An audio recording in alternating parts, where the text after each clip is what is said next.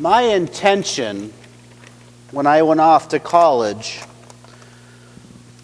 was to be a history teacher with an eye towards politics. Got a little sidetracked along the way. It's interesting, though, how many of my brother priests had that interest or actually worked in politics for a while. I'm not sure what that says for us, but because of that interest has never really gone away, though. Obviously, I won't be in the political world because of the vocation, the choices where God's called me and where I've responded to. But there's the historian in me and the politician in me still loves things like election nights and loves the American political process and loves arguing politics and reading about politics and all that, which is, you figure, the taboo subjects are religion and politics, where the religion kind of stuck with that topic all the time, so might as well throw the politics in there and go full circle. But in recent political dialogue in our country and analysis of political campaigns, there's been two campaigns highlighted, and I want to focus on that, on what's being highlighted.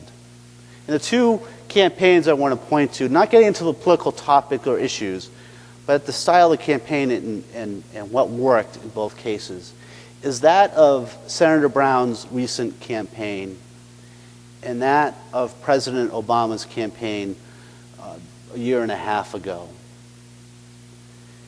And one of the trademarks of their campaigns and the key to their success was the ability to get volunteers and to have volunteers work effectively in delivering the message about the candidates, about their stands on different issues.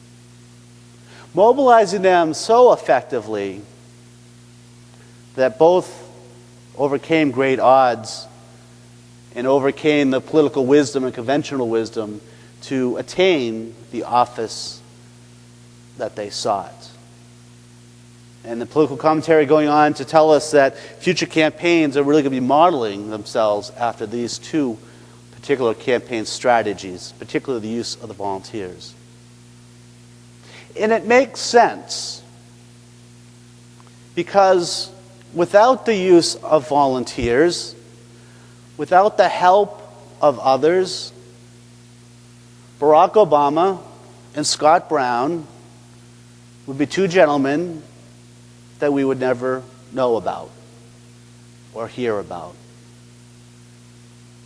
They had a message, they had a belief, and the only reason that we're aware of that, and the only reason that they're able to take their belief and their message and attain political office is through the help of others. Well, as we gather here today as a family of faith, we're given a similar message from the readings, but a message with a much higher priority. St. Paul is going to remind us in the second reading today and challenge us that we have a message to deliver. The message that he has shared to us. The message that's been passed down to us through the apostles and the disciples and through the church these last 2,000 years. And it's not just a message of a good idea or a message, wouldn't this be great to implement right now, a message that will make you feel good. But St. Paul reminds us that it's a message that will save. A message that will attain for us a goal. So we don't have to live in fear. Fear of the darkness that exists in our world. Fear of sin. Even fear of death. Because this message that saves connects us to an ultimate goal, one that this world can't provide. and that is eternal happiness with the Lord. And this goal, and this message, gives the Christian our motivation. It gives us our goal in life. It allows us to persevere in times of struggle and trial, as well as at times of joy and great happiness. One of the biggest problems we have in our world and our society is people don't have goals. Because if you don't have a goal, it's hard to have that drive and motivation you need to be successful in the world. So Paul's reminding us of this message given to us. This message of hope. This message of life and of freedom and of truth. But like our political candidates, it's not enough just to hear this message. It's not enough to say, hey, this is a pretty good idea. It's a message that needs to be shared.